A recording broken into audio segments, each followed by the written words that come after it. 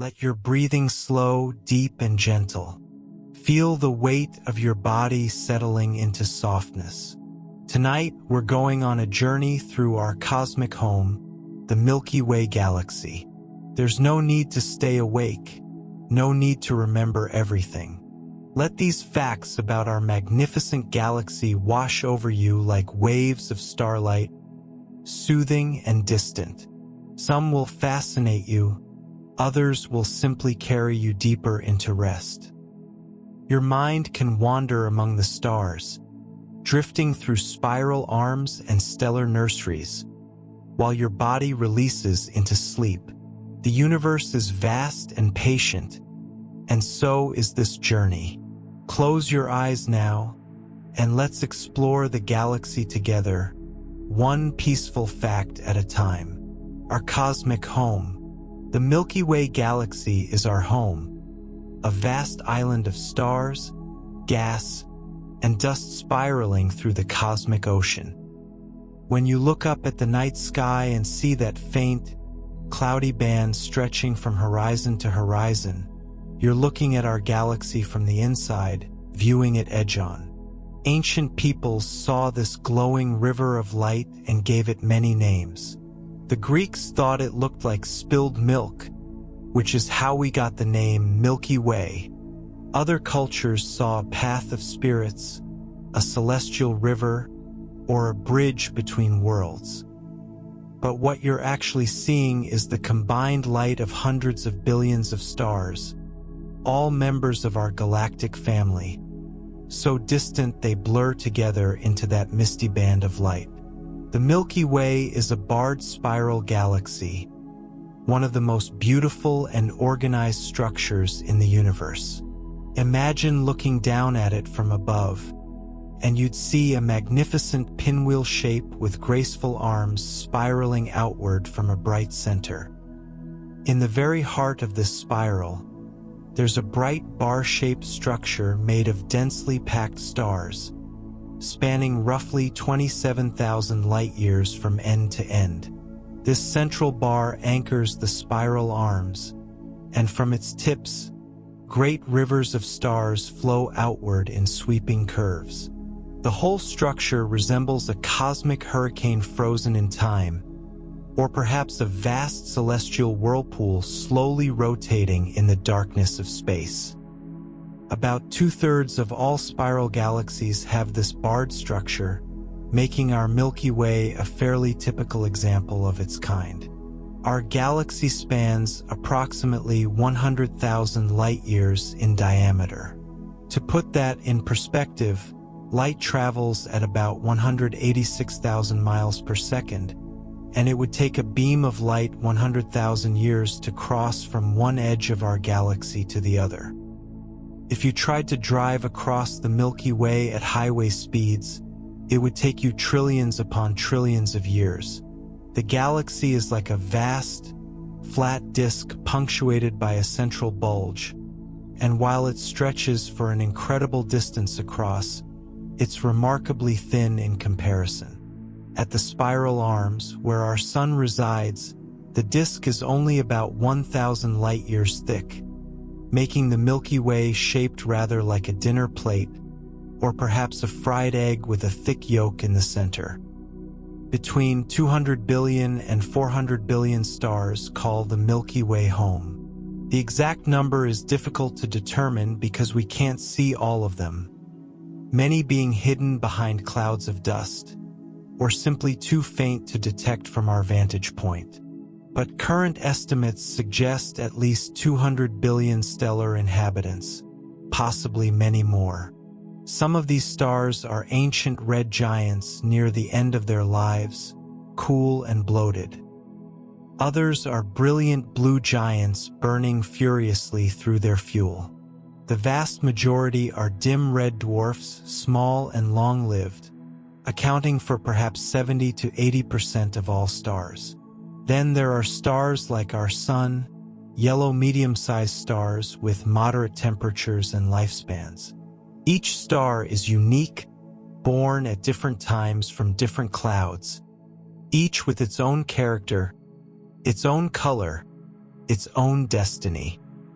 The Milky Way formed approximately 13.6 billion years ago, just a few 100 million years after the Big Bang itself.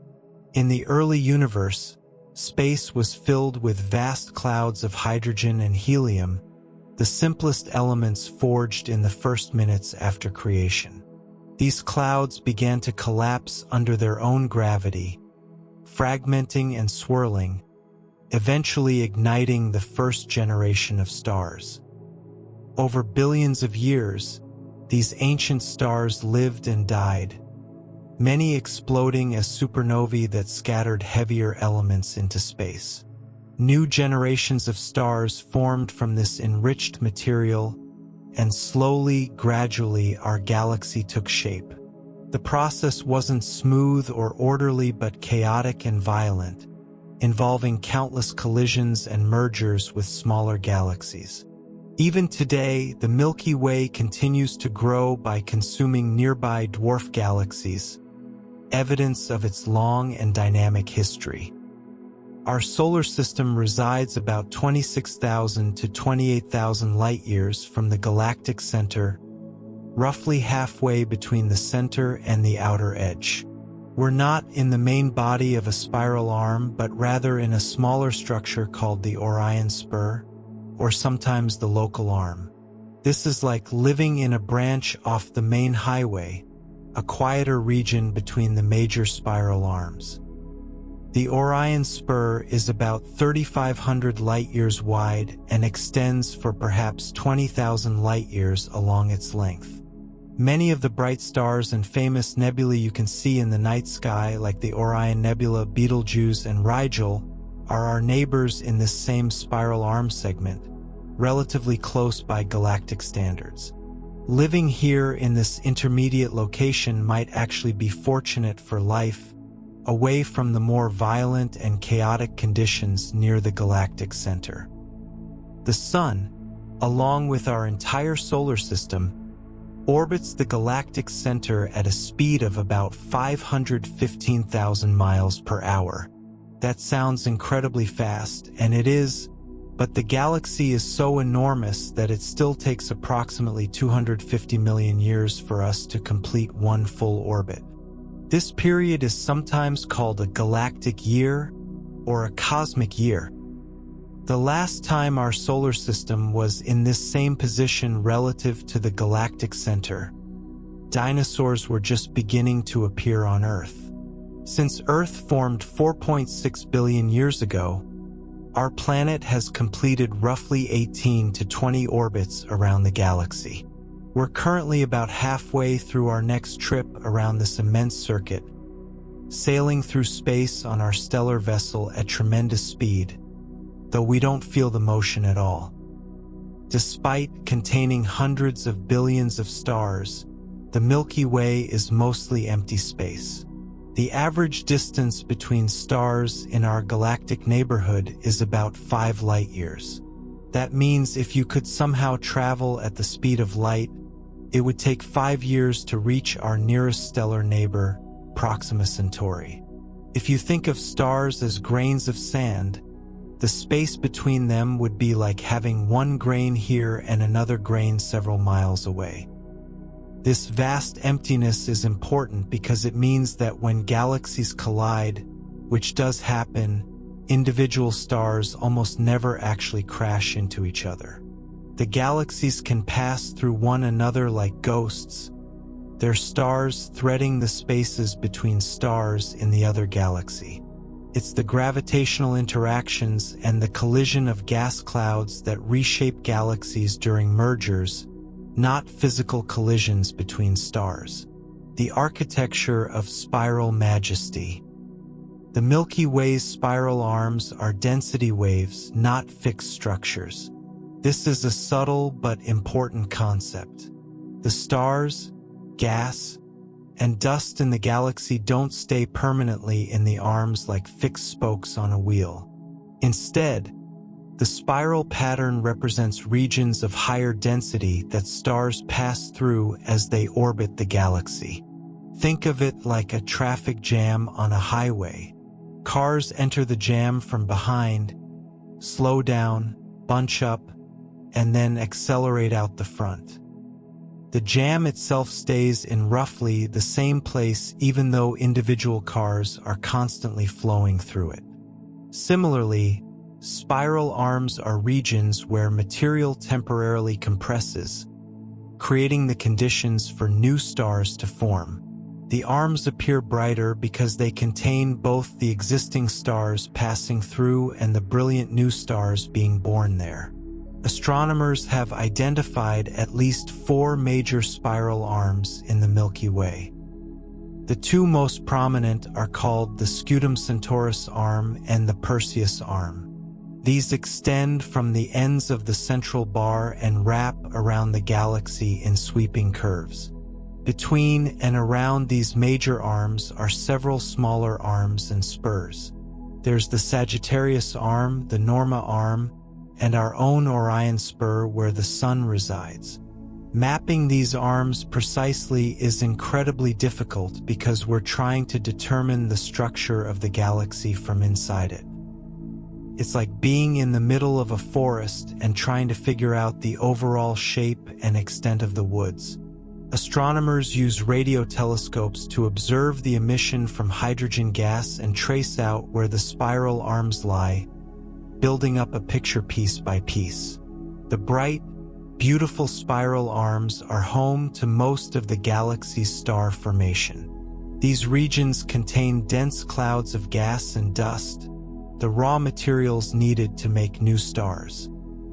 When material enters a spiral arm, it gets compressed by the increased density, and some of these compressed regions become dense enough to collapse under their own gravity.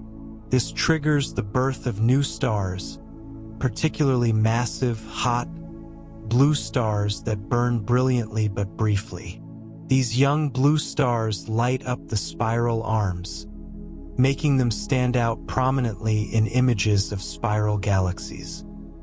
In contrast, the regions between the arms appear darker, not because there are no stars there, but because those regions contain primarily older, dimmer stars. The arms are like cosmic maternity wards, nurseries where baby stars first open their eyes. At the very center of the Milky Way lies a supermassive black hole called Sagittarius A*, often abbreviated as SGRA* and pronounced Sagittarius A*. This black hole has a mass of approximately 4.3 million times the mass of our Sun, all compressed into a region smaller than the orbit of Mercury. The black hole itself cannot be seen directly, because nothing, not even light, can escape from beyond its event horizon. But astronomers have observed stars orbiting this invisible object at incredible speeds, their motions clearly revealing the presence of something extraordinarily massive and compact. In 2022, the Event Horizon Telescope collaboration released the first actual image of Sagittarius A*, showing the glowing ring of superheated material swirling around the black hole's shadow. It's simultaneously one of the most massive objects in the galaxy and one of the smallest in volume. The central region of the galaxy is vastly different from our quiet neighborhood. The galactic center is a crowded, violent place where stars are packed much more densely than in the outer regions. If we lived near the galactic center, the night sky would be crowded with brilliant stars, perhaps thousands visible to the naked eye instead of the few thousand we can see from Earth. The radiation levels would be intense, bombarding any planets with energy from countless nearby stars and from matter falling into the central black hole. This harsh environment would make the development of life far more challenging, one of many reasons our location in a quieter, less crowded region of the galaxy might be fortunate for Earth's biosphere. The Milky Way's central bar is composed of old, red stars. This contrasts with the spiral arms, which are dominated by young, blue stars. The bar is essentially a dense region of the galactic bulge that has become elongated rather than remaining spherical. This bar rotates as a nearly rigid structure, completing a full rotation every 160 to 180 million years.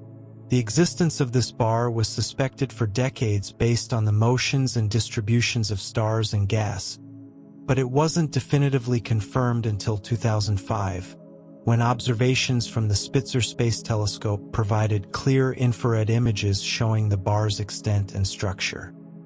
The bar plays an important role in funneling gas toward the galactic center and influencing the overall dynamics of the galaxy. Surrounding the disk of stars and spiral arms is a vast, roughly spherical halo.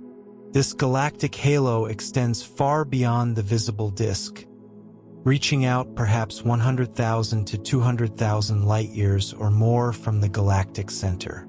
The halo contains old stars, ancient globular clusters, and vast amounts of dark matter. The stars in the halo are among the oldest in the galaxy, formed very early in the Milky Way's history.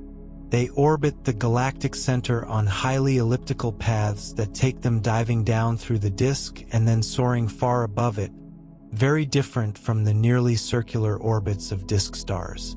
The halo is also where most of the galaxy's dark matter resides, that mysterious invisible substance that makes up the majority of the galaxy's mass. Globular clusters dot the galactic halo like beads on an invisible string. These are ancient, spherical collections of stars, each containing anywhere from tens of thousands to over 1 million stars packed into a relatively small volume, often just 30 to 300 light-years across. The Milky Way hosts over 150 known globular clusters, though the exact number is uncertain because some may be hidden behind dust in the galactic plane. The stars in globular clusters are among the oldest known, typically over 10 billion years old, relics from the early days of galaxy formation. Looking at a globular cluster is like looking back in time, seeing the kinds of stars that dominated the universe in its youth before heavier elements became abundant. The disk of the Milky Way is warped, not perfectly flat like an idealized model. If you could view it from far away, you'd see that the disk ripples and bends, resembling a warped phonograph record or a fedora hat with a bent brim. This warping is thought to be caused by gravitational interactions with nearby dwarf galaxies, particularly the Large and Small Magellanic Clouds, our galaxy's two largest satellite galaxies. These smaller companions orbit the Milky Way and tug on it gravitationally, causing the outer parts of the disk to twist and warp. The warping is most pronounced in the outer regions of the disk, beyond the Sun's orbit, where the disk isn't as gravitationally bound and can be more easily disturbed by external influences. The Milky Way's disk is actually composed of two distinct components, the thin disk and the thick disk. The thin disk is where most of the stars are, including our Sun, and it's only about 1,000 light-years thick. This is where the spiral arms reside and where active star formation occurs. The thick disk surrounds the thin disk and extends to about 3,000 light-years in thickness. Stars in the thick disk are older, typically several billion years old, and their orbits are more tilted relative to the galactic plane. They also tend to orbit the galaxy faster in the vertical direction, bouncing up and down through the galactic plane more dramatically than thin disk stars. The thick disk represents an older population of stars from an earlier era of galactic history. There's evidence that the Milky Way's spiral arms are temporary features, not permanent structures that have existed since the galaxy's formation. Simulations suggest that spiral patterns can form, persist for a few rotations of the galaxy, and then fade away only to reform later. The density waves that create the spiral pattern might be triggered by gravitational disturbances, such as the passage of a satellite galaxy, or by instabilities in the disk itself. This means the magnificent spiral structure we see today might look quite different a billion years from now. The spiral arms could have a different shape, different number, or might even temporarily disappear. The Milky Way is a dynamic, ever-changing system, not a static structure frozen in its current form. Massive clouds of molecular gas populate the spiral arms, particularly molecular hydrogen, along with carbon monoxide and other molecules. These molecular clouds are vast, some stretching for hundreds of light years and containing enough material to form millions of stars. The densest regions within these clouds, called molecular cloud cores, are where individual stars or star clusters are born. The most famous stellar nursery visible from Earth is the Orion Nebula, a molecular cloud core about 1,500 light-years away where new stars are actively forming. Telescopes can peer through the dust using infrared light, revealing dozens of young stars still swaddled in their birth clouds, some with disks of material around them that may form planets. These nurseries are where stellar families are born, a galaxy in motion. Everything in the Milky Way is in constant motion, from individual stars to giant gas clouds. There's no stillness in space, only endless orbital dance. Our sun races around the galactic center at over 500,000 miles per hour, yet takes 250 million years to complete one orbit because the distances are so vast. Other stars move at different speeds depending on their distance from the center. Stars closer to the center orbit faster, while those farther out orbit more slowly, at least in terms of the actual velocity. However, in a peculiar quirk of galactic dynamics, the orbital period doesn't increase as rapidly with distance as you might expect, thanks to the influence of dark matter. The rotation curve of the Milky Way is flat, meaning that stars at different distances from the galactic center orbit at roughly similar velocities, not following the pattern predicted by Kepler's laws. In our solar system, planets farther from the Sun orbit more slowly, following precise mathematical relationships. If the Milky Way worked the same way, with all mass concentrated in the center, stars farther out should orbit more slowly. Instead, they maintain high velocities even at great distances. This flat rotation curve was one of the first pieces of evidence for dark matter. The only way to explain the observations is if there's far more mass in the galaxy than we can see, distributed in a vast halo that extends beyond the visible disk. Dark matter makes up approximately 85 to 90% of the Milky Way's total mass.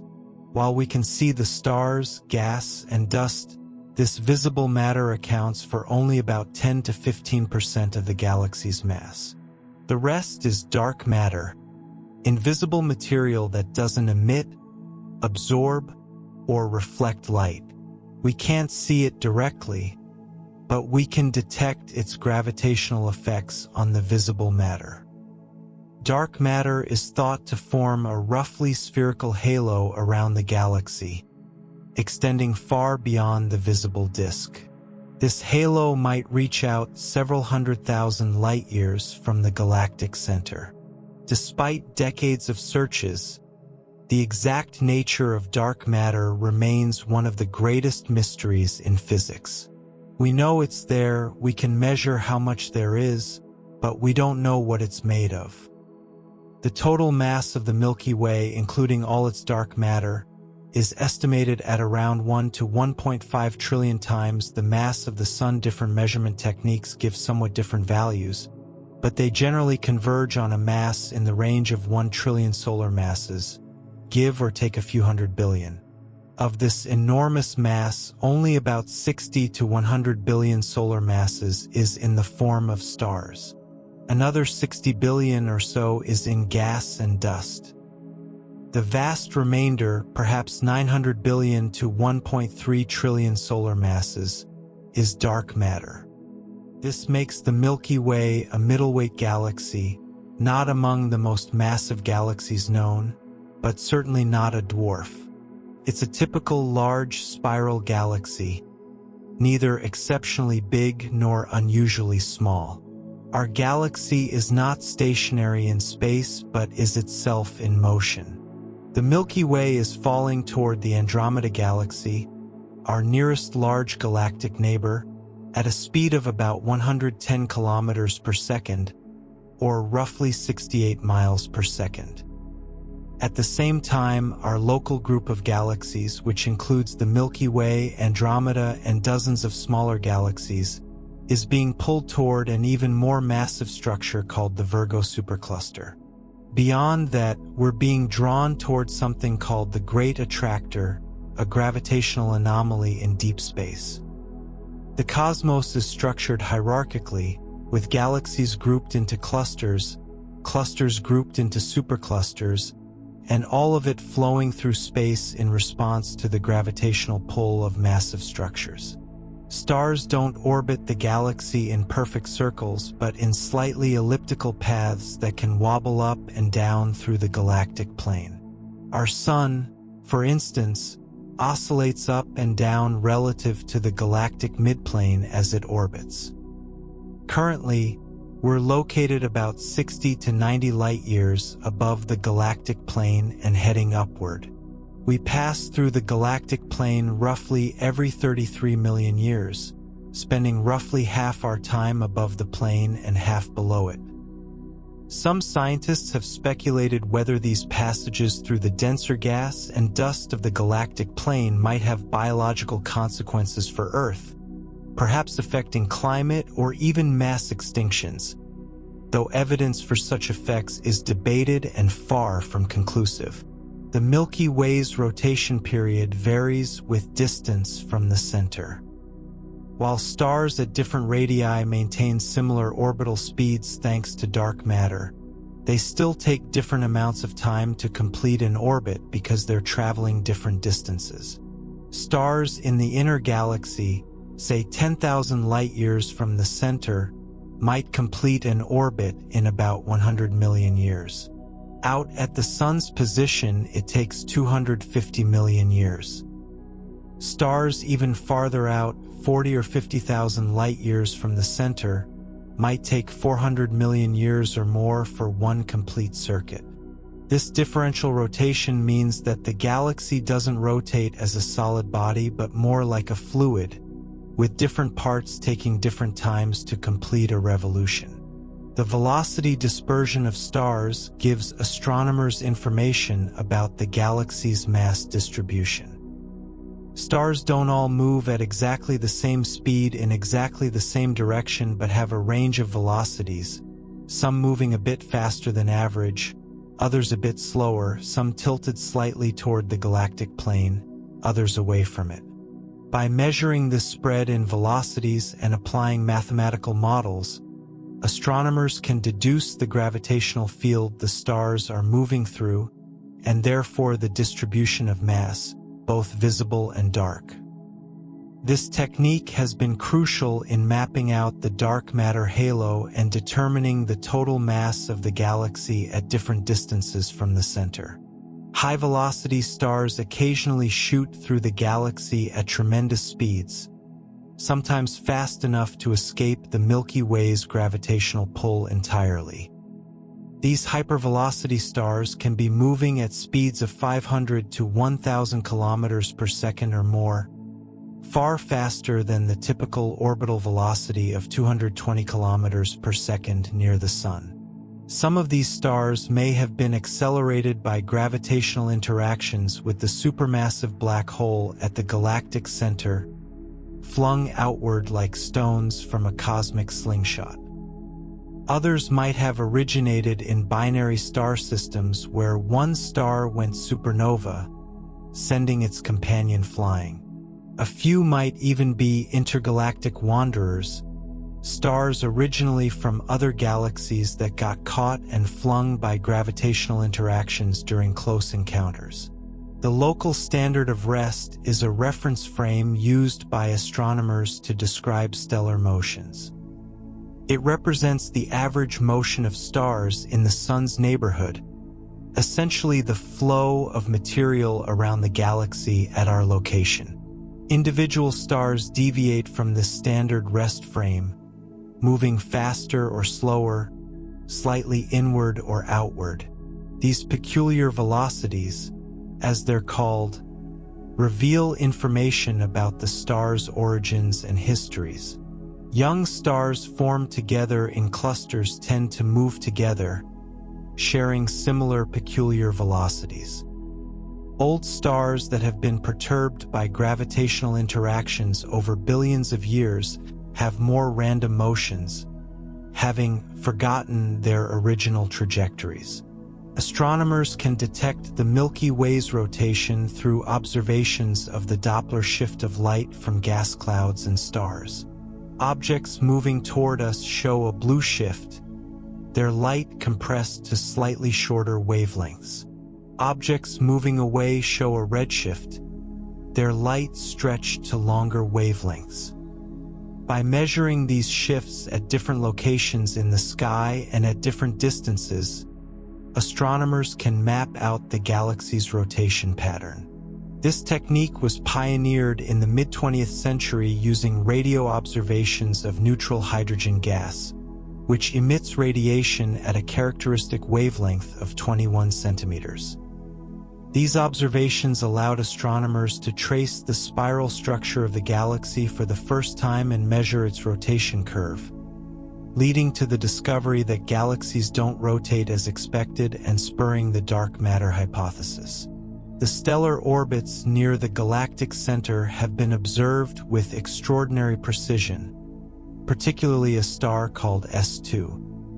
This star orbits the supermassive black hole Sagittarius A** in just 16 years, one of the shortest orbital periods known for any star around a black hole.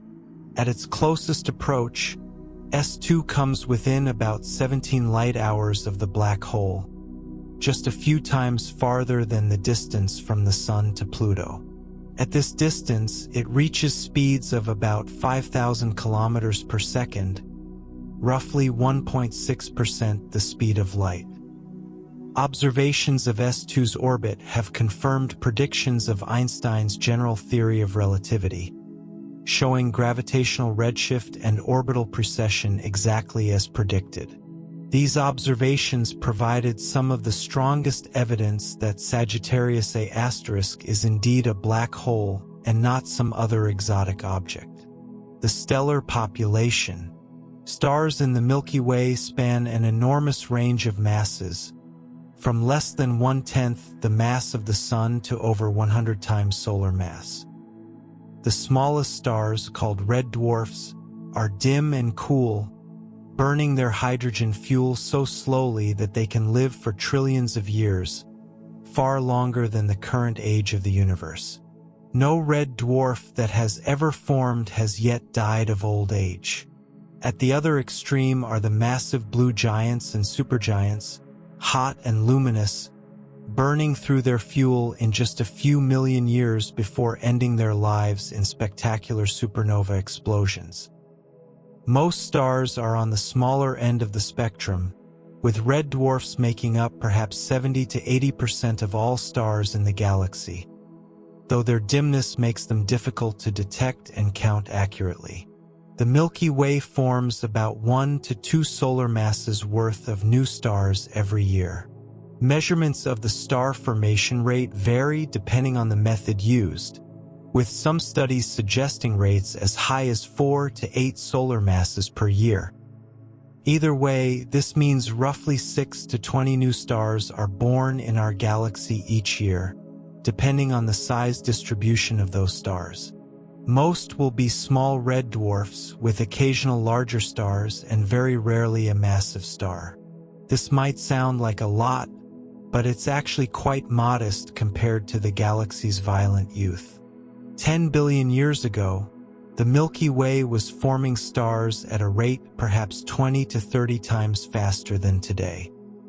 Star formation has gradually declined as the supply of cold molecular gas available for making new stars has been depleted over time. Stellar nurseries are often hidden from optical telescopes by the very dust clouds from which stars are born. These dense molecular clouds absorb visible light, making them appear as dark patches against the background stars.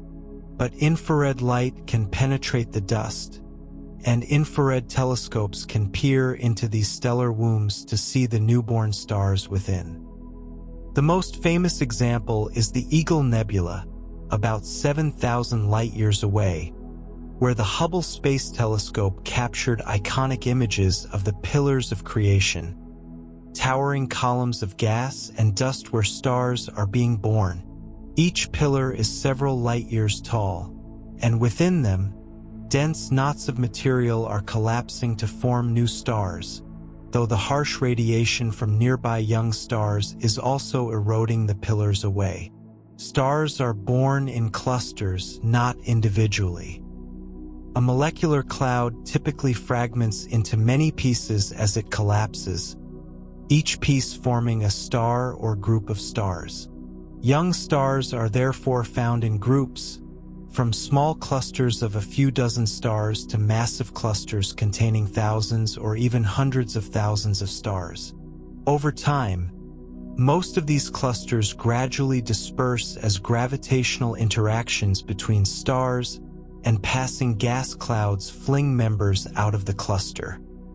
The Sun was probably born in such a cluster 4.6 billion years ago, but its siblings have long since scattered across the galaxy.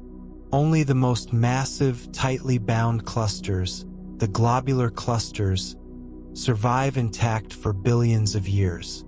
Open star clusters are loose groupings of stars, typically containing a few dozen to a few thousand members, all born from the same molecular cloud and therefore all roughly the same age.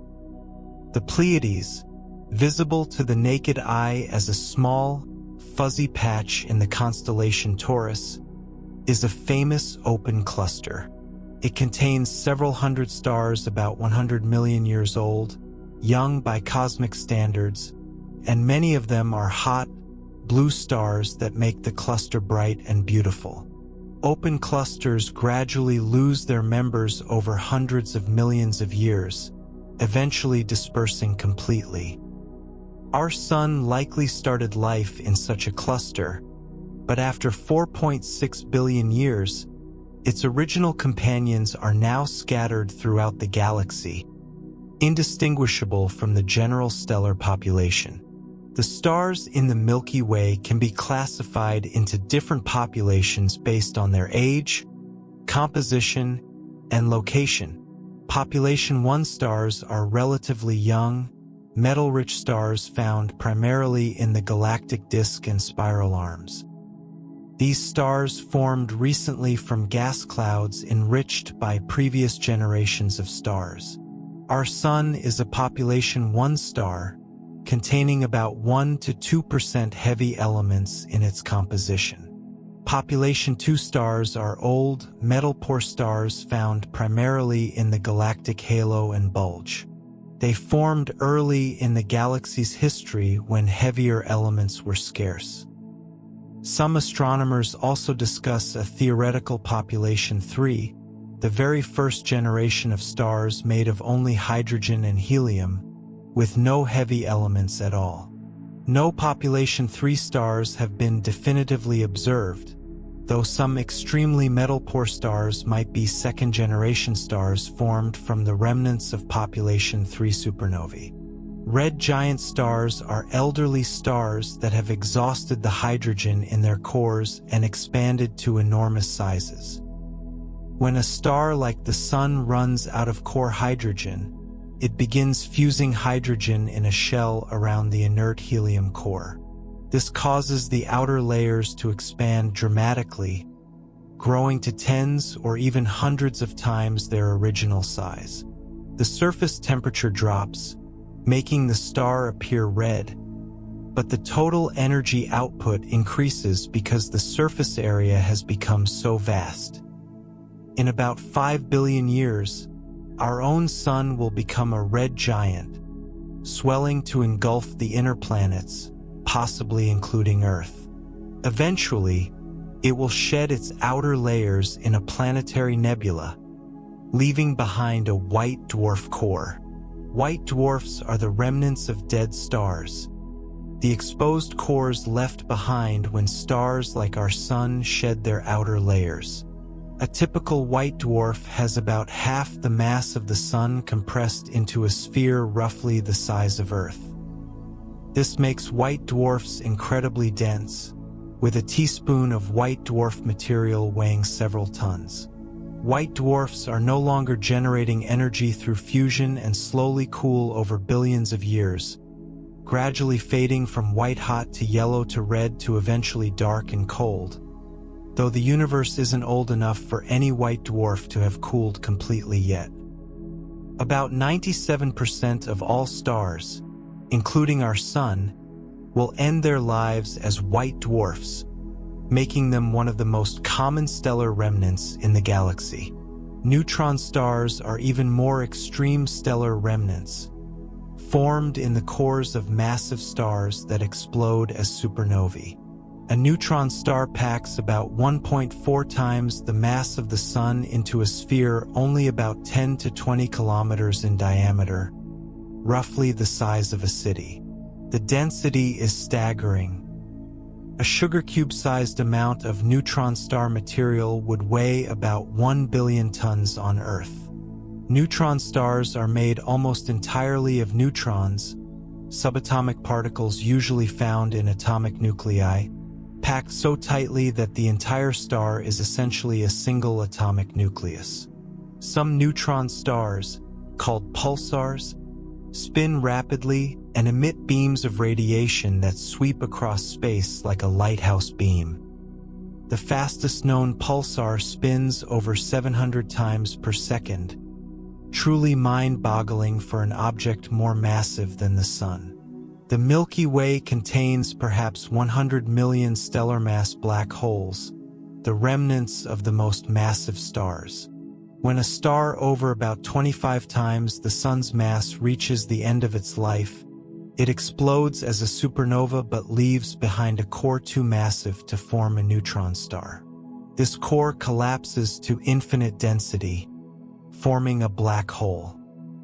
Most of these black holes are only a few tens of times the Sun's mass, much smaller than the supermassive black hole at the galactic center. They're nearly impossible to detect unless they're in a binary system with another star, where they can pull material from their companion. This stolen gas spirals into the black hole, heating up and emitting X-rays that telescopes can detect. Even so, only a few dozen stellar mass black holes have been identified with certainty, though millions more likely lurk unseen throughout the galaxy. Variable stars change in brightness over time, some regularly, others unpredictably. Cepheid variables are particularly important for astronomy.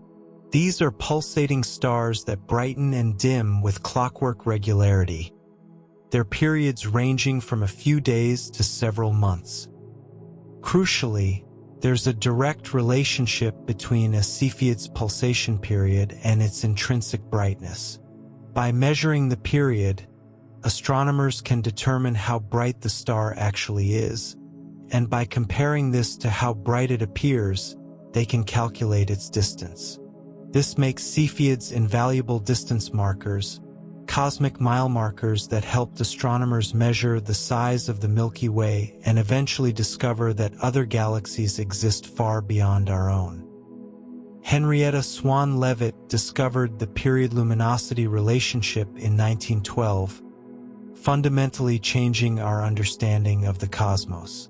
Binary star systems are more common than single stars like our Sun. Perhaps half or more of all stars exist in binary or multiple star systems where two or more stars orbit their common center of mass. Some binaries are widely separated, with the stars orbiting each other over thousands of years, while others are so close that they orbit in days or even hours. In the closest systems, the stars can actually touch, sharing a common envelope of gas. These binary systems provide natural laboratories for studying stellar evolution.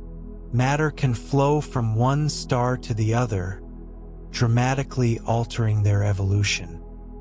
In some cases, a white dwarf in a binary system can accrete so much material from its companion that it reaches a critical mass and explodes as a Type Ia supernova, one of the brightest explosions in the universe.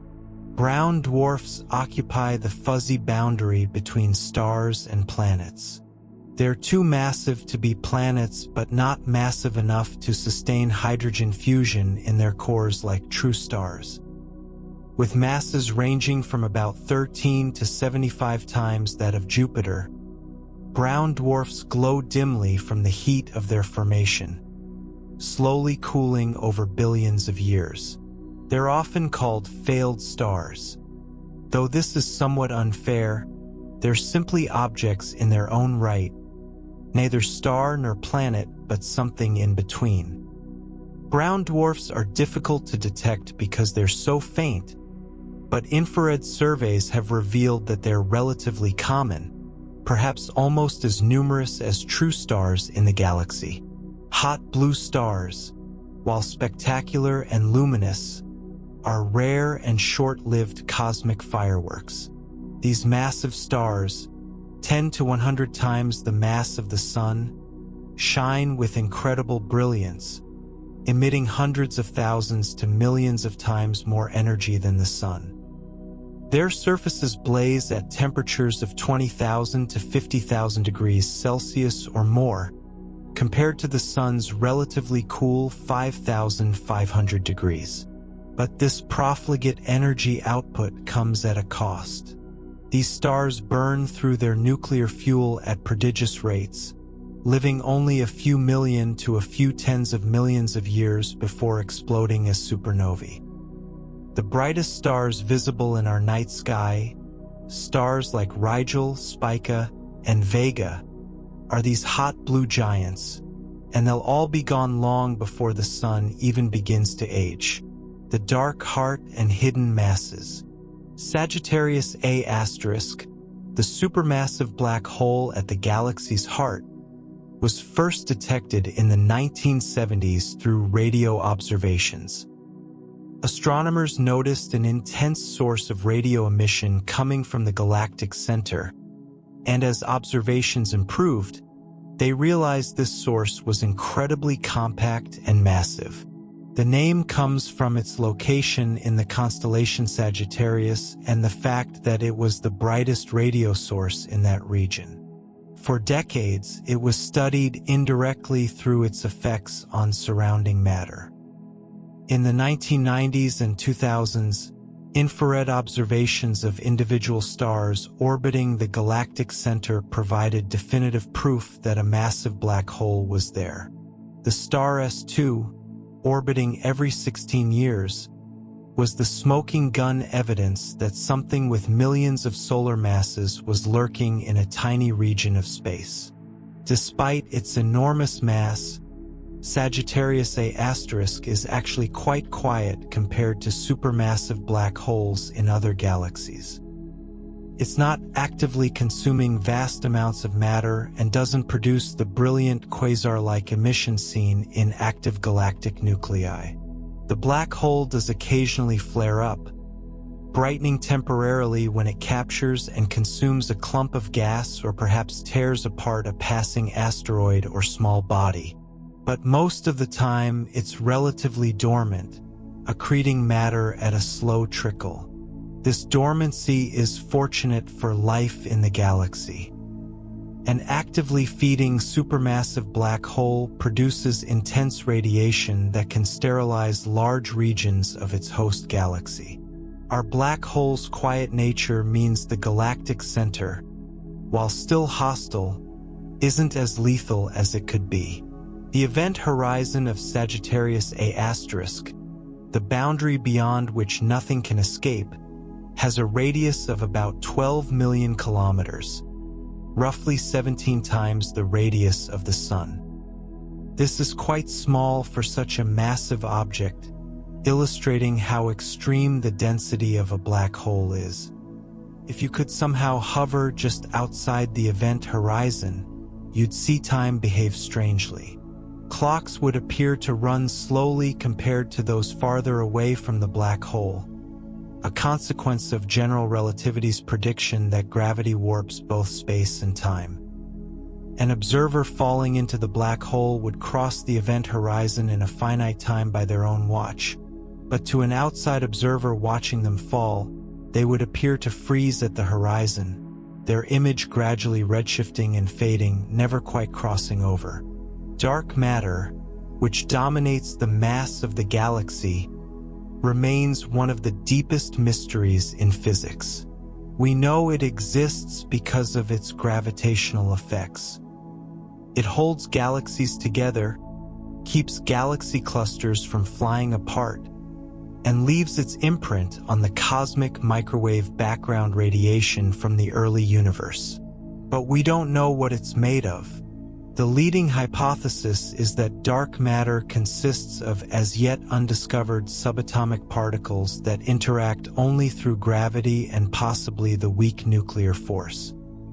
These particles, often called WIMPs, weakly interacting massive particles, would pass through ordinary matter without interacting, making them extraordinarily difficult to detect. Despite numerous experiments, no dark matter particle has been definitively detected, though the search continues in underground laboratories around the world. The dark matter halo of the Milky Way extends far beyond the visible stars, perhaps reaching out 200,000 to 300,000 light-years from the galactic center. This vast, invisible structure is what holds the galaxy together gravitationally. Without dark matter, the visible matter in the galaxy doesn't have enough mass to account for the rotation speeds we observe. Stars in the outer regions would simply fly off into intergalactic space. Dark matter's gravity provides the extra pull needed to keep everything bound together. The halo is thought to be roughly spherical or slightly flattened, and computer simulations suggest it might contain substructures, smaller clumps and streams left over from the merger of smaller dark matter halos in the galaxy's past. Dark energy is something even more mysterious than dark matter. While dark matter pulls things together with its gravity, dark energy pushes everything apart, causing the expansion of the universe to accelerate. Dark energy makes up about 68% of the total energy content of the universe, compared to dark matter's 27% and ordinary matter's mere 5%. The nature of dark energy is almost completely unknown. It might be a property of space itself, a cosmological constant as Einstein once proposed. Or it might be a dynamic field that changes over time. Whatever it is, dark energy is causing the universe to expand faster and faster, and in the distant future, it will tear apart not just the large-scale structure of the universe but eventually galaxies, stars, and even atoms if it continues to strengthen. The Milky Way's gravitational field extends far into intergalactic space, binding smaller galaxies to us in orbit. These satellite galaxies feel our gravitational pull and circle the Milky Way like moons around a planet. The largest satellites, the Large and Small Magellanic Clouds, are visible to the naked eye from the southern hemisphere as faint, cloudy patches. Dozens of smaller dwarf galaxies orbit us as well, some containing just a few thousand stars, barely more than globular clusters. Many of these satellites are being gradually torn apart by tidal forces, stretched and shredded by the difference in gravitational pull between their near and far sides. Streams of stars stripped from satellite galaxies can be seen wrapped around the Milky Way, fossil evidence of past cannibalism. Intermediate mass black holes, with masses between stellar mass black holes and supermassive ones, might lurk in the Milky Way, but they're difficult to find. These would have masses of hundreds to hundreds of thousands of times the Sun, filling the gap between the stellar mass black holes formed from massive stars and the supermassive black holes in galactic centers. Some globular clusters might harbor intermediate mass black holes at their centers, helping to hold the cluster together. There have been a few candidate detections, but definitive proof remains elusive. If they exist in large numbers, they'd add to the census of the galaxy's dark and massive objects, hidden components that contribute to the overall gravitational architecture. The mysterious Fermi bubbles extend above and below the galactic plane, vast lobes of high-energy gamma rays reaching out 25,000 light-years or more in each direction. Discovered in 2010 by the Fermi Gamma Ray Space Telescope, these bubbles might be the result of past activity by Sagittarius A*, perhaps a burst of star formation and subsequent supernovae in the galactic center, or an episode of active feeding by the black hole millions of years ago. The bubbles are filled with hot, energetic gas and cosmic rays moving at nearly the speed of light. They suggest that our galaxy's past was more violent than its present, with dramatic outbursts that could have profound effects on the surrounding gas and perhaps even on star formation in the disk. Gravitational lensing occurs when massive objects like black holes or clusters of galaxies bend spacetime, causing light from background objects to follow curved paths. While most gravitational lensing we observe involves distant galaxies and clusters, the Milky Way's dark matter halo also acts as a lens, subtly distorting the light from distant quasars and galaxies. By carefully measuring these distortions, astronomers can map the distribution of dark matter in our galaxy's halo. On smaller scales, individual stars can act as gravitational lenses, temporarily brightening background stars when they pass in front of them. These microlensing events have been used to search for dark matter in the form of massive compact halo objects, or machos, though such objects don't appear to make up the majority of dark matter. The cosmic rays that constantly bombard Earth come partly from within the Milky Way.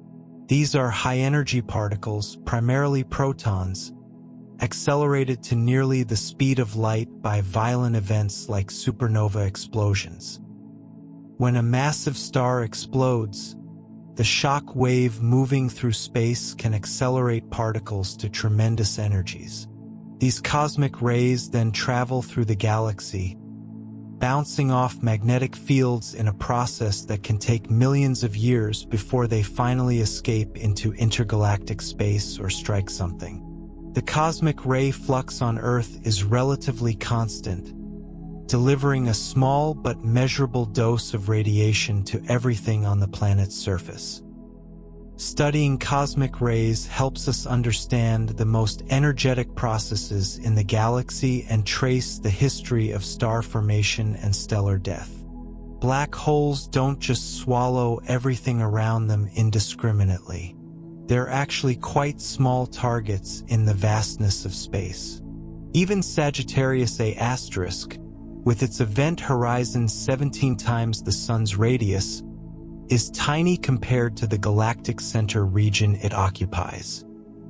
For something to fall into a black hole, it must either fall almost straight toward it or lose energy through friction with other material in an accretion disk.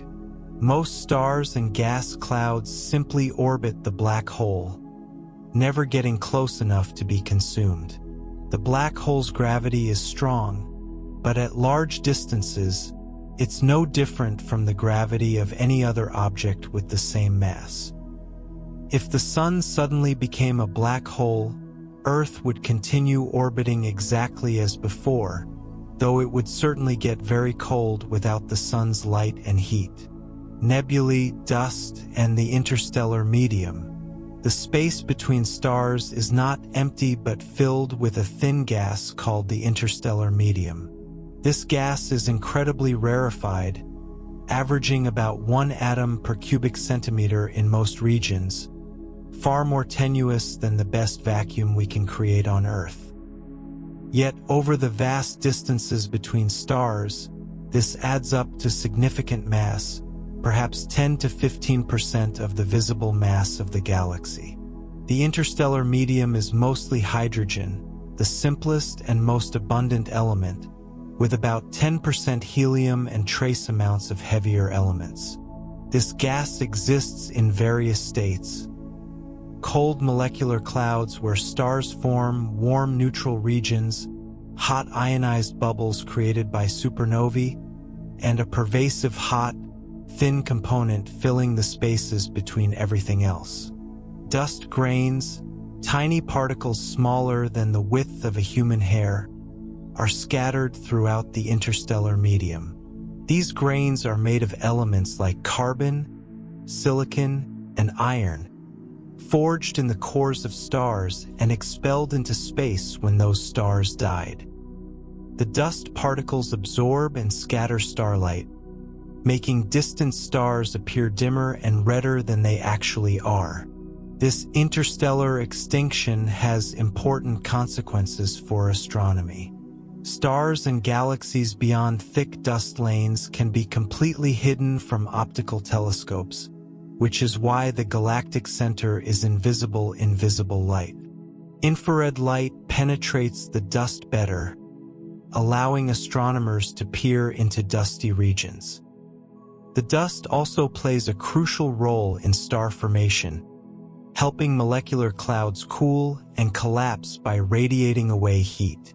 Nebulae are clouds of gas and dust in space, visible either by emitting their own light or by reflecting starlight.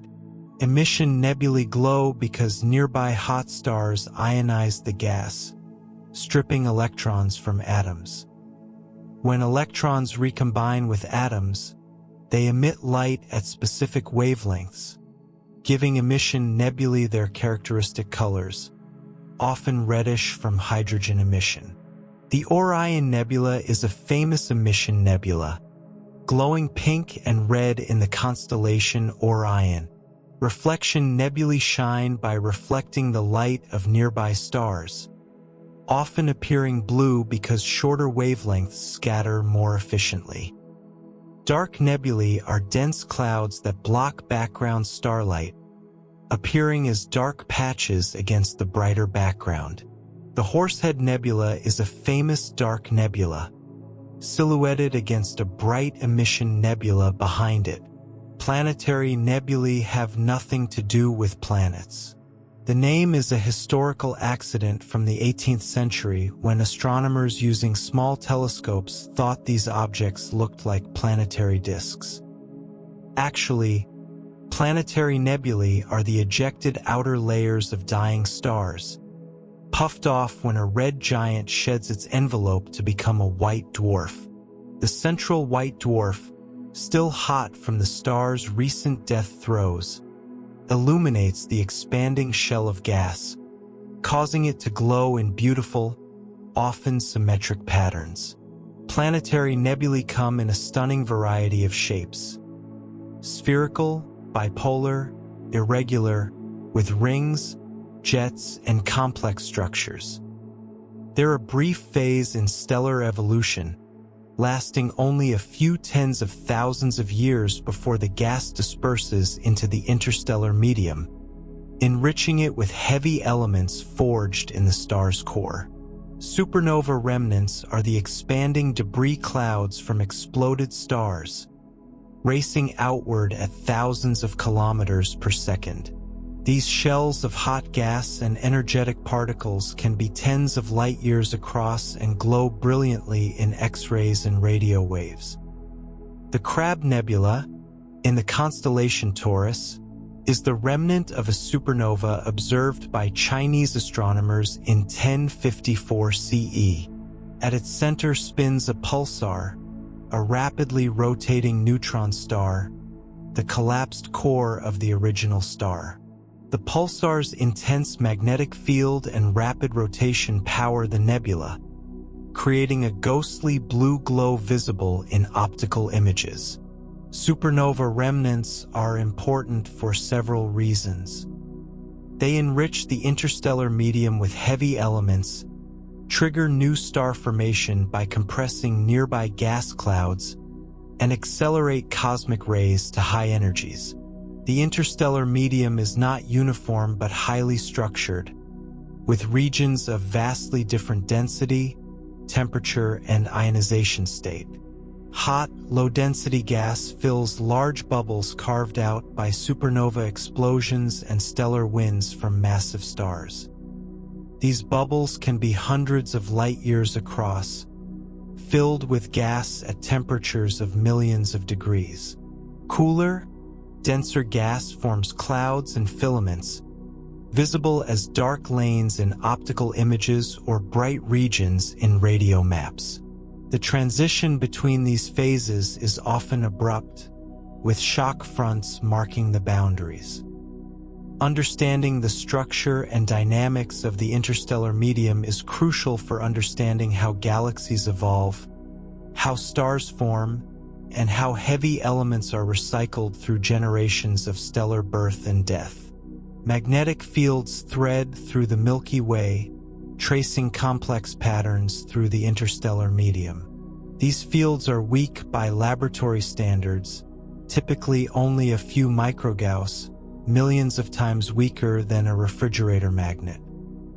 But over galactic scales, these fields have important effects. They provide support against gravitational collapse in molecular clouds, influencing where and when stars form. They guide the motions of charged particles, including cosmic rays, causing them to spiral along field lines. The galactic magnetic field is thought to follow the spiral structure, wrapping around the galaxy in a pattern that mirrors the spiral arms. Studying these fields is challenging because we can't measure them directly from Earth, but observations of polarized light and radio emission from cosmic rays allow astronomers to map the field structure. Molecular hydrogen, consisting of two hydrogen atoms bonded together, dominates the mass of molecular clouds where stars form. Unlike atomic hydrogen, molecular hydrogen doesn't emit radio waves at a convenient frequency, making it difficult to observe directly. Instead, astronomers often use carbon monoxide as a tracer because it does emit radio waves and is usually found wherever molecular hydrogen is abundant. The molecular clouds in the Milky Way contain enough material to form billions of new stars, though only a small fraction of this material actually collapses to form stars at any given time. Most of the cloud remains in a relatively stable state, supported against collapse by turbulence, magnetic fields, and thermal pressure. The solar wind from our sun carves out a bubble in the interstellar medium called the heliosphere. The sun constantly emits a stream of charged particles, primarily electrons and protons, flowing outward at hundreds of kilometers per second. This solar wind pushes back against the interstellar medium, creating a shock front where the two meet.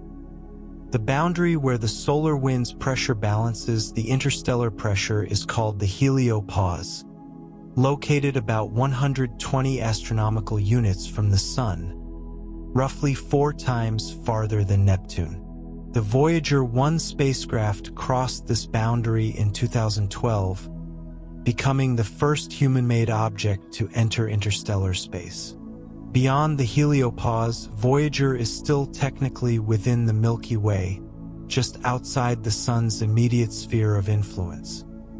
The galactic halo contains not just dark matter and old stars, but also vast clouds of hot gas at temperatures around 1 million degrees. This gas is too hot to emit visible light but glows in X-rays and ultraviolet light. The origin of this hot halo gas is debated. It might be material ejected from the galactic disk by supernova explosions and stellar winds, heated as it flows outward. Or it might be gas falling into the galaxy from intergalactic space, heated by compression as it encounters the galaxy's gravitational field. This hot halo might contain as much mass as all the cold gas in the galactic disk, making it an important reservoir of material that could eventually cool and fall back to the disk, fueling future generations of star formation. Interstellar chemistry is surprisingly rich, with over 200 different molecules detected in space so far. These range from simple molecules like carbon monoxide and water to complex organic molecules containing 10 or more atoms. Some molecules found in space, like polycyclic aromatic hydrocarbons, are building blocks of more complex organic chemistry. How these molecules form in the harsh environment of space is a fascinating question. Many reactions occur on the surfaces of dust grains, where atoms can stick and react, protected somewhat from destructive radiation. The discovery of molecules like amino acids and sugars in meteorites, which formed in the early solar system from interstellar material, suggests that the chemical building blocks of life might be common in the galaxy. The Milky Way is gradually running out of gas. Star formation requires cold gas, and while the galaxy still contains vast reserves, the rate at which new gas is being added from outside is slower than the rate at which stars are consuming it. In the distant future, perhaps 10 billion to 20 billion years from now, the Milky Way will have used up most of its gas reserves, and star formation will gradually decline and eventually cease. The galaxy will become a collection of old, red stars and stellar remnants, a red and dead galaxy with no new star formation. However, this timescale could change dramatically if the Milky Way merges with Andromeda, which would bring a fresh supply of gas and trigger a burst of star formation. Our galactic neighborhood. The Milky Way is part of the Local Group, a collection of more than 80 galaxies bound together by gravity. The Local Group is dominated by two large spirals, the Milky Way and the Andromeda Galaxy, with all other members being much smaller dwarf galaxies. The Local Group spans about 10 million light-years across, with the Milky Way and Andromeda separated by about 2.5 million light-years.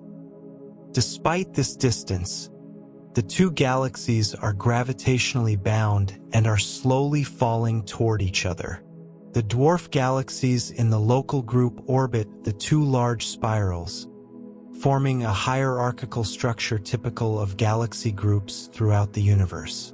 The Large Magellanic Cloud, one of the Milky Way's largest satellite galaxies, is about 160,000 light-years away and contains approximately 30 billion stars. It's visible to the naked eye from the southern hemisphere as a hazy patch of light, like a detached piece of the Milky Way.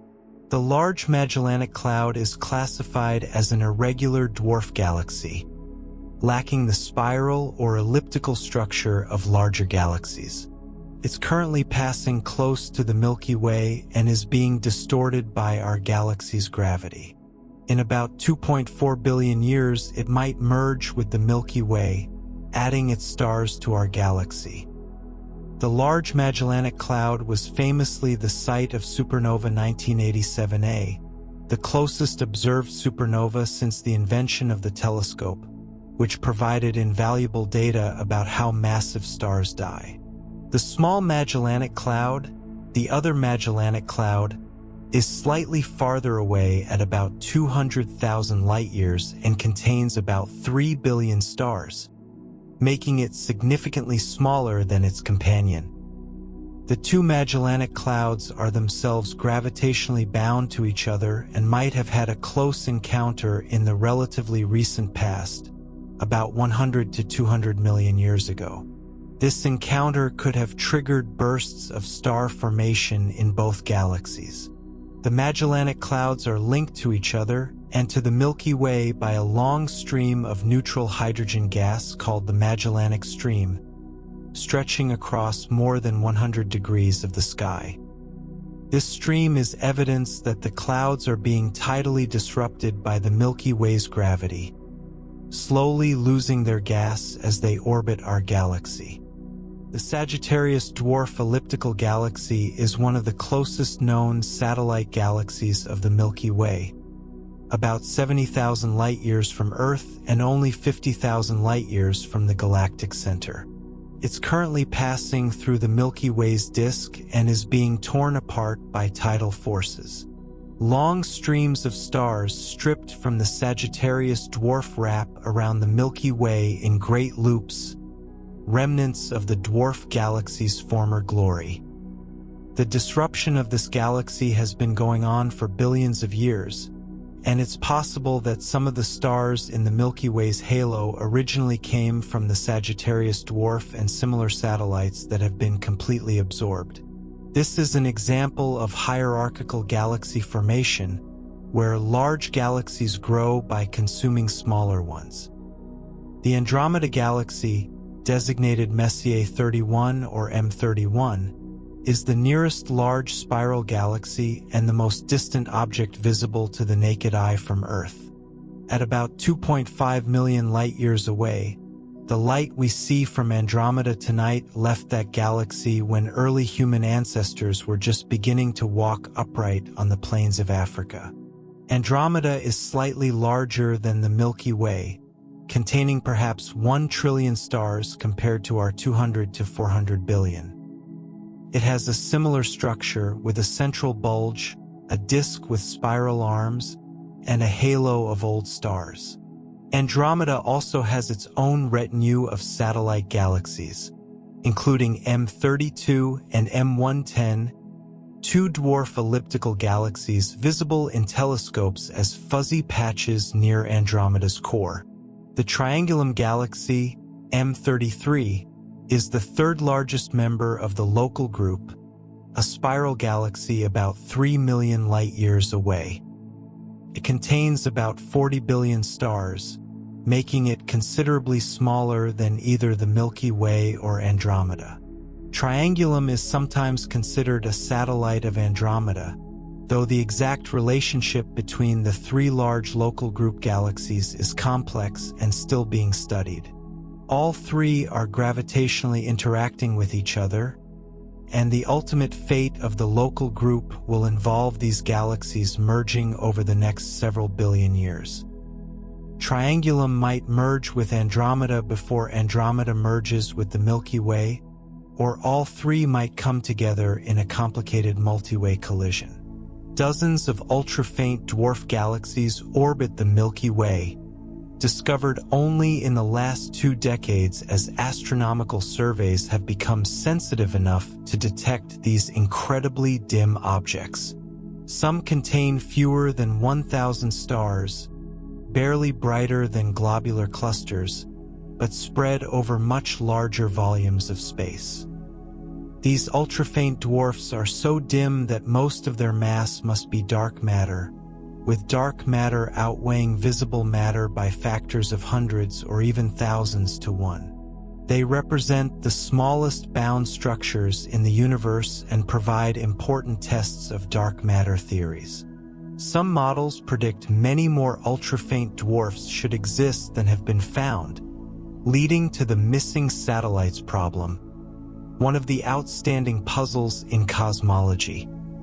The local group is part of a much larger structure called the Virgo supercluster, a concentration of galaxy clusters spanning about 100 million light-years. At the heart of this supercluster lies the Virgo cluster, a massive collection of over 1,500 galaxies about 54 million light-years away. The Virgo cluster's gravity affects our entire local group, pulling us toward it at several hundred kilometers per second. This motion toward Virgo adds to the velocities of nearby galaxies, complicating measurements of cosmic expansion. On even larger scales, the Virgo supercluster itself is part of Laniakea, an immense supercluster of superclusters containing about 100,000 galaxies, all flowing together through space, pulled by the gravitational influence of dense regions and pushed by underdense voids. The Milky Way and Andromeda will collide in about 4 to 5 billion years, though collide is perhaps misleading. As mentioned earlier, the stars are so far apart that individual stellar collisions will be incredibly rare. Instead, the two galaxies will pass through each other, their mutual gravity stirring and scrambling their stars. The collision will be a slow-motion merger taking hundreds of millions or even billions of years to complete. Simulations suggest the initial pass-through will be followed by a second close approach, then a third, with each passage mixing the galaxies more thoroughly. Eventually, the two spirals will settle into a single elliptical galaxy, their orderly spiral structures destroyed by the gravitational chaos of the merger. Astronomers have nicknamed this future galaxy Milkomeda, or sometimes Milkdromeda. The collision between the Milky Way and Andromeda will likely trigger bursts of star formation as gas clouds collide and compress. While the stars themselves will mostly miss each other, the gas and dust are spread throughout the galaxy's disks and will interact dramatically. When two gas clouds collide, they compress each other, and if the compression is strong enough, it can trigger gravitational collapse and star formation. The merger will create spectacular nebulae and massive star clusters, visible across millions of light-years. For any civilizations existing in either galaxy at that time, the night sky will be transformed, filled with far more stars as the two galaxies interpenetrate, and punctuated by brilliant new stellar nurseries glowing with the light of newborn stars. Our solar system will likely survive the Andromeda merger unscathed, at least in terms of direct physical disruption. The chances of another star passing close enough to perturb the orbits of the planets are small. However, the Sun's position in the merged galaxy will change. We might be flung into the outer halo, far from the new galactic center, or we might end up closer to the core than we are now. The view of the night sky will change dramatically as nearby stars are replaced by different neighbors, and the overall structure of the galaxy transforms from a spiral to an elliptical. By the time all this happens, however, the Sun will be approaching the end of its life, swelling into a red giant and likely engulfing the inner planets, so the Earth might not be around to witness the final stages of the merger. Intergalactic space, the vast regions between galaxies, is even emptier than interstellar space. The average density is about 1 atom per cubic meter, over 1 million times more tenuous than the interstellar medium. Yet even this isn't truly empty. A faint web of gas, called the intergalactic medium, stretches between galaxies, containing most of the ordinary matter in the universe. This gas is hot, typically millions of degrees, heated by gravitational compression as it falls into the gravitational wells of galaxy clusters. The intergalactic medium is difficult to study because it's so diffuse, but observations in X-rays and through absorption lines in the spectra of distant quasars have revealed its existence and properties. This is the reservoir from which galaxies draw new material, and into which they expel gas through galactic winds and outflows. Past, present, and future. The Milky Way's formation began with the collapse of a large gas cloud shortly after the Big Bang, about 13.6 billion years ago. The exact details of how galaxies form are still being worked out, but the general picture is one of hierarchical assembly. Small clumps of dark matter collapsed first, pulling in gas and forming the first stars. These protogalaxies then merged together, building larger and larger structures. The Milky Way's formation involved countless mergers and accretions over billions of years. The oldest stars in the halo formed very early, within the first billion years after the Big Bang, while the disk assembled more gradually over several billion years as gas settled into a rotating plane and began forming later generations of stars. The Milky Way has cannibalized numerous smaller galaxies throughout its history. Evidence for this comes from streams of stars in the halo with similar ages, compositions, and motions, suggesting they originated from the same disrupted satellite galaxy. The Sagittarius stream mentioned earlier is one example, but there are others. The ongoing consumption of the Sagittarius dwarf and the eventual merger with the Magellanic Clouds are just the latest chapters in this story. Computer simulations suggest that most of the stars in the galactic halo came from accreted satellites, not from stars formed within the Milky Way itself. This makes the halo a fossil record of the galaxy's assembly history, with each stellar stream telling the story of a long-dead dwarf galaxy. The Milky Way went through a period of intense star formation about 10 to 11 billion years ago, forming a substantial fraction of its current stellar mass in a relatively short time. This era corresponds to the peak of star formation activity across the entire universe, when gas was abundant and galaxies were actively building up their stellar populations. After this peak, star formation in the Milky Way gradually declined, possibly due to feedback from supernovae and active galactic nucleus winds that heated or expelled gas, preventing it from cooling and collapsing to form new stars. Today's more sedate star formation rate represents the tail end of a long decline from this ancient frenzy of stellar birth. The chemical composition of stars provides a fossil record of galactic history. The oldest stars, formed when the galaxy was young, contain very few heavy elements because the universe had not yet been enriched by generations of supernovae. These metal-poor stars, with iron abundances 100th to 1,000th that of the Sun, are found primarily in the halo. Younger stars, particularly those in the disk, show progressively higher abundances of heavy elements, reflecting the gradual enrichment of the interstellar medium over billions of years. By measuring the abundances of different elements in stars of various ages, astronomers can reconstruct the history of star formation and chemical evolution in the galaxy, tracing how the cosmic recycling of material has operated over time. The Sun is an average middle-aged star, about 4.6 billion years old, halfway through its 10 billion-year main sequence lifetime. In about 5 billion years, it will exhaust the hydrogen in its core and begin evolving into a red giant. This transformation will be dramatic. The Sun will swell to perhaps 100 times its current radius, possibly engulfing Mercury and Venus, and perhaps even Earth.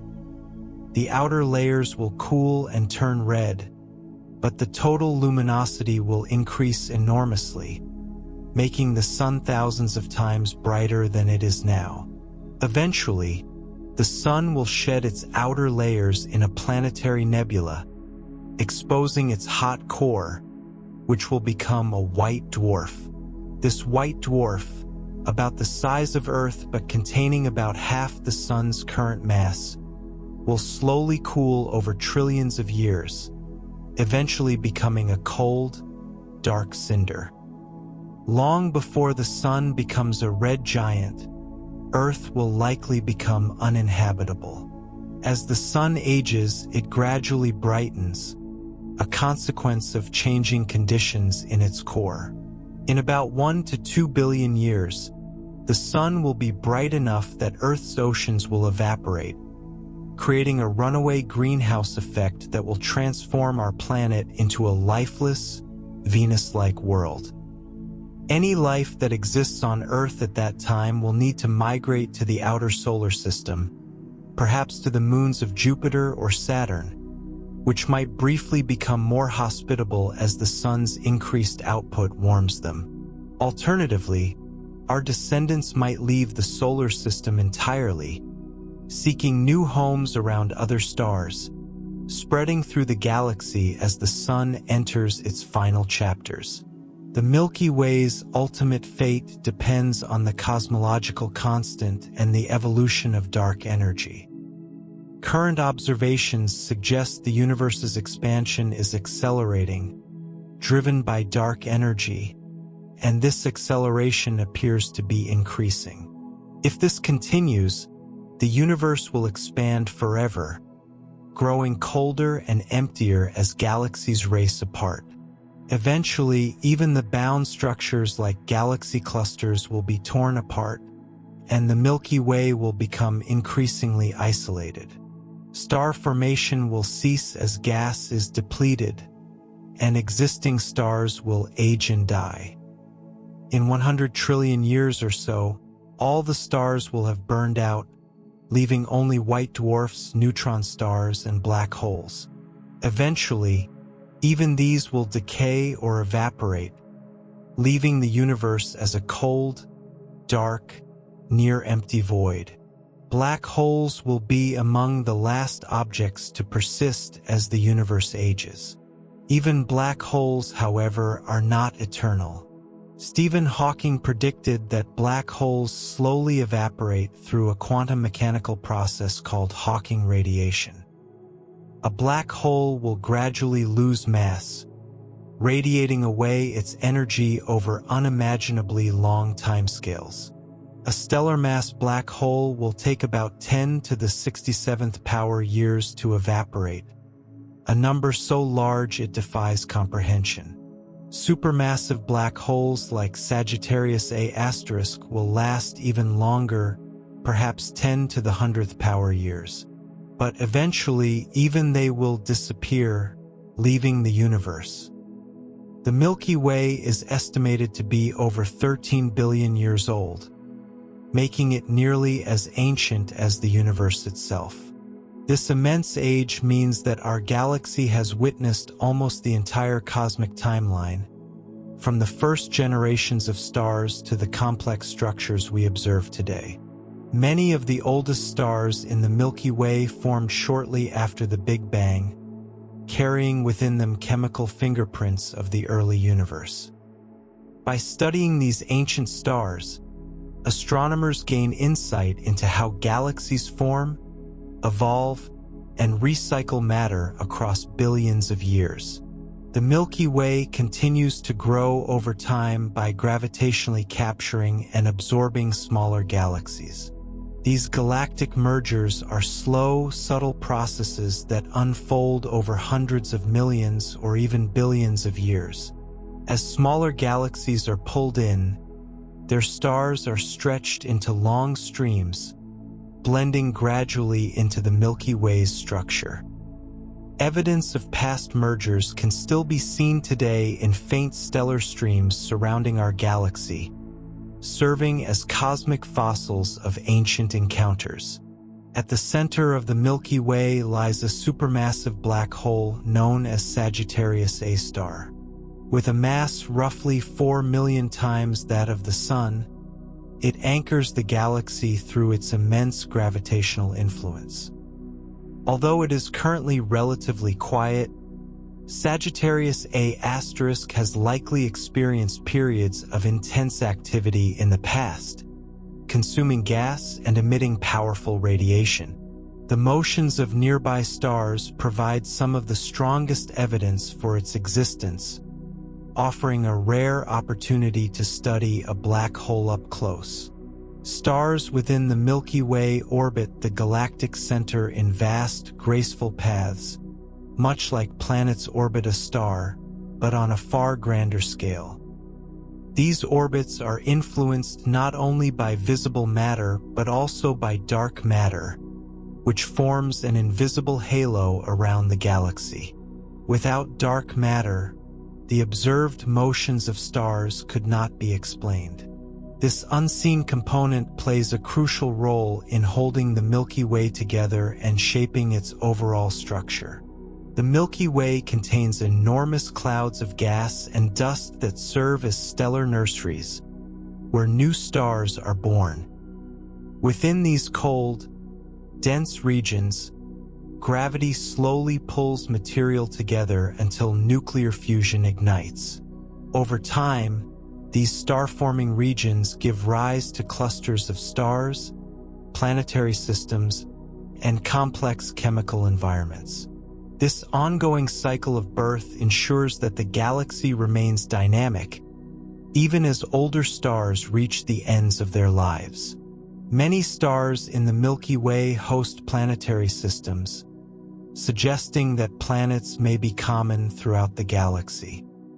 Observations from space telescopes have revealed thousands of exoplanets, ranging from scorching gas giants to rocky worlds similar in size to Earth. Some of these planets orbit within habitable zones, where liquid water could potentially exist.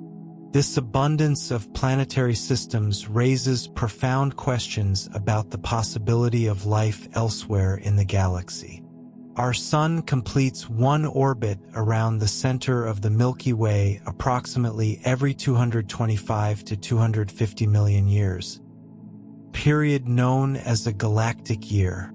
Since its formation, the Sun has completed only about 20 such orbits. During each journey, the solar system passes through different regions of the galaxy, encountering varying environments of gas, dust, and stellar density. These long cycles remind us how slowly cosmic time unfolds compared to human history. Large portions of the Milky Way remain hidden from view due to thick clouds of cosmic dust that block visible light. These obscured regions conceal stars, nebulae, and even the galactic center itself. To overcome this limitation, astronomers use infrared and radio observations, which can pass through dust more easily. In this way, modern technology allows us to reveal structures that were once completely invisible, expanding our understanding of the galaxy's true complexity.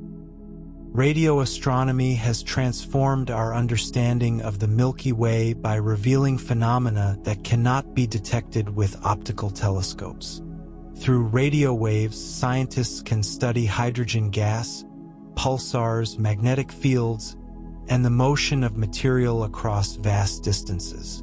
This invisible radiation provides a map of the galaxy's skeleton, showing how matter flows and interacts on a grand scale. Without radio observations, much of the Milky Way would remain silent and unseen. Every atom in our bodies was forged in the hearts of stars that lived and died long before the Sun was born. The elements that make up our bones, our blood, and even the air we breathe were created through nuclear fusion inside ancient stars, then scattered across the galaxy when those stars reached the end of their lives. Over billions of years, this recycled stardust gathered again, forming new stars, planets, and eventually life itself. In this sense, the Milky Way is not just something we observe, it is something we are made of. Our existence is woven into the same cosmic processes that shape galaxies and light the night sky. When we look up at the Milky Way, we are witnessing our own distant origins reflected back at us. written across the darkness in quiet light. This realization gently reshapes our perspective. We are small yet deeply connected, temporary yet part of something enduring. The galaxy continues its slow motion around the cosmic center, and we move with it, carried through space and time as participants in an ancient, ongoing story, humanity's quest to understand. For as long as humans have looked up at the night sky, the Milky Way has been both a guide and a mystery. Early civilizations trace stories through its glowing band, seeing gods, rivers, and pathways across the heavens. Long before telescopes, the galaxy inspired questions that had no answers, only wonder. As science progressed, our understanding slowly deepened. We learned that the Milky Way is not a cloud or a divine trail, but a vast spiral galaxy made of hundreds of billions of stars. Through careful observation, mathematical models, and increasingly powerful instruments, humanity began to map its structure, measure its motion, and estimate its immense scale. Yet even now, much remains unknown. We cannot see our galaxy from the outside. We infer its shape from within, piecing together clues from starlight, radio waves, and cosmic motion. Dark matter, which silently shapes the Milky Way's structure, remains unseen and unexplained. The exact nature of our galaxy's origin, evolution, and future continues to invite curiosity and debate. Studying the Milky Way has also changed our perspective. It reminds us that Earth is not the center of the universe, nor even the center of our galaxy. Our solar system drifts quietly through one of its spiral arms, orbiting the galactic core over hundreds of millions of years. This realization can feel humbling, but also comforting. We are part of something vast, ancient, and deeply interconnected. As this journey through the Milky Way comes to a close, allow yourself to sit quietly with the scale of it all. A galaxy vast beyond imagination, yet deeply connected to our own existence. The light from distant stars has traveled for thousands, even millions of years, only to reach us here, in this moment. Understanding the universe is not a destination, but an ongoing journey. Each discovery opens new questions, and each mystery invites deeper reflection. In exploring the Milky Way, we are also exploring ourselves, our origins, our curiosity, and our place in the cosmos. If this peaceful exploration brought you a sense of wonder or calm, you are warmly invited to continue these quiet journeys with deep science sleep. Subscribing allows gentle science stories, cosmic reflections, and soothing discoveries to find you whenever your mind seeks rest. For now, let the stars fade softly into the background. Let curiosity rest, and allow sleep to arrive naturally, carried by the quiet beauty of the universe. Good night.